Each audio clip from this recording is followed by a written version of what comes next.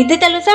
కృష్ణుడు పడుకోవాలని రామాయణం కదా యశోదాదేవి ప్రతిరోజు చెప్పేదంట. ఒకరోజు కృష్ణుడు పడుకోకుండా అల్లరి చేస్తూ ఉంటాడు. అప్పుడు యశోదాదేవి కృష్ణుడిని పడుకోమని చెబుతుంది. అప్పుడు కృష్ణుడు సరే అమ్మా కథ చెప్పు పడుకుంటా అంటాడు. ఏ కథ చెప్పాలి కృష్ణ నీకు అని ఆలోచించి అనగనగా దశరథ మహారాజు ఉండేవాడు. ఆయనకి 4 కుమారులు. పెద్ద కుమారుడు రామచంద్రమూర్తి మహా ధర్మాత్ముడు అని చెబుతుంది. కృష్ణుడు చిన్నగా కళ్ళు మూసుకొని పడుకుంటాడు. అప్పుడు యశోదాదేవి అమ్మయ్య కృష్ణుడు చిన్నగా పడుకుంటున్నాడు అని కథ చెప్పడం మొదలుపెట్టింది. ఆ రామచంద్రమూర్తి తండ్రి మాట కోసం 14 సంవత్సరాలు వనవాసం వెళ్ళాడు. వనవాసానికి వెళ్ళినప్పుడు సీతమ్మను రాక్షసుడైన రావణాసురుడు అపహరించుకొని వెళ్ళిపోయాడు అని చెప్పేలోపే కృష్ణుడు ఒక్కసారిగా లేచి లక్ష్మణ ఇలా ధనస్సు పట్టుకుని రా అని అంటాడు. ఉలిక్కి పడుతున్న యశోదాదేవి ఏమిటి కృష్ణుడు ధనస్సు పట్టుకుని రమ్మంటున్నాడు అని ఆశ్చర్యంగా చూస్తూ ఉంటుంది. వెంటనే కృష్ణుడు విష్ణుమాయ చేసి అమ్మ దగ్గరికి ఒక దొంగ నవ్వు నవ్వి అది రామావతారం కదా అని పడుకుంటాడు. అందరూ చెప్పండి జై శ్రీరామ్.